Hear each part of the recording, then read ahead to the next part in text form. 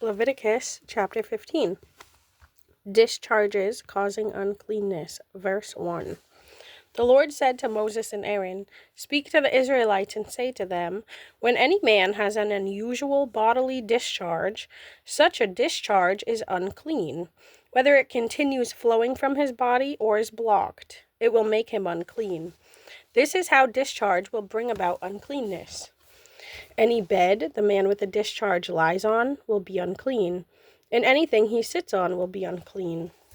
Anyone who touches his bed must wash their clothes and bathe with water, and they will be unclean till evening. Whoever sits on anything that the man with the discharge sat on must wash their clothes and bathe with water, and they will be unclean till evening.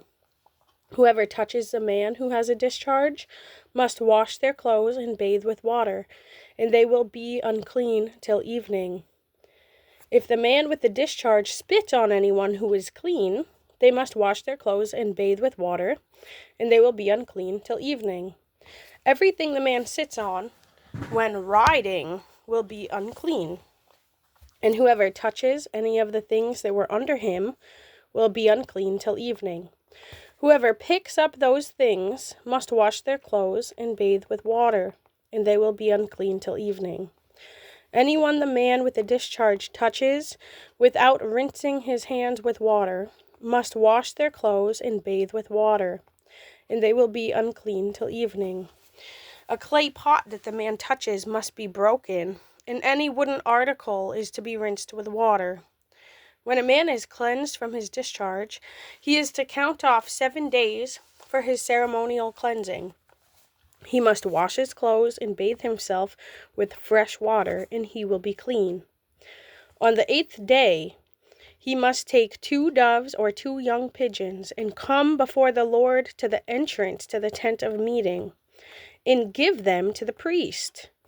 The priest is to sacrifice them, the one for a sin offering and the other for a burnt offering.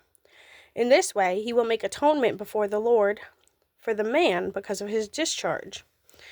When a man has an emission of semen, he must bathe his whole body with water, and he will be unclean till evening. Any clothing or leather that has semen on it must be washed with water, and it will be unclean till evening. When a man has sexual relations with a woman, and there is an emission of semen, both of them must bathe with water, and they will be unclean till evening. When a woman has her regular flow of blood, the impurity of her monthly period will last 7 days, and anyone who touches her will be unclean till evening. Anything she lies on during her period will be unclean, and anything she sits on will be unclean. Anyone who touches her bed will be unclean. They must wash their clothes and bathe with water, and they will be unclean till evening. Anyone who touches anything she sits on will be unclean. They must wash their clothes and bathe with water, and they will be unclean till evening.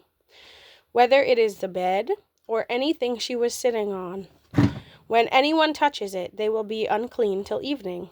If a man has sexual relations with her and her monthly flow touches him, he will be unclean for 7 days. Any bed he lies on will be unclean. When a woman has a discharge of blood for many days at a time other than her monthly period, or has a discharge that continues beyond her period, she will be unclean as long as she has the discharge, just as in the days of her period. Any bed she lies on while her discharge continues will be unclean, as is her bed during her monthly period, and anything she sits on will be unclean, as during her period. Anyone who touches them will be unclean. They must wash their clothes and bathe with water, and they will be unclean till evening. When she is cleansed from her discharge, she must count off 7 days, and after that she will be ceremonially clean. On the 8th day, she must take 2 doves or 2 young pigeons and bring them to the priest at the entrance of the tent of meeting. The priest is to sacrifice one for a sin offering and the other for a burnt offering. In this way, he will make atonement for her before the Lord for the uncleanness of her discharge. You must keep the Israelites separate from things that make them unclean, so they will not die in their uncleanness for defiling my dwelling place, which is among them. These are the regulations for a man with a discharge, for anyone made unclean by an emission of semen, for a woman in her monthly period, for a man or a woman with a discharge, and for a man who has sexual relations with a woman who is ceremonially unclean.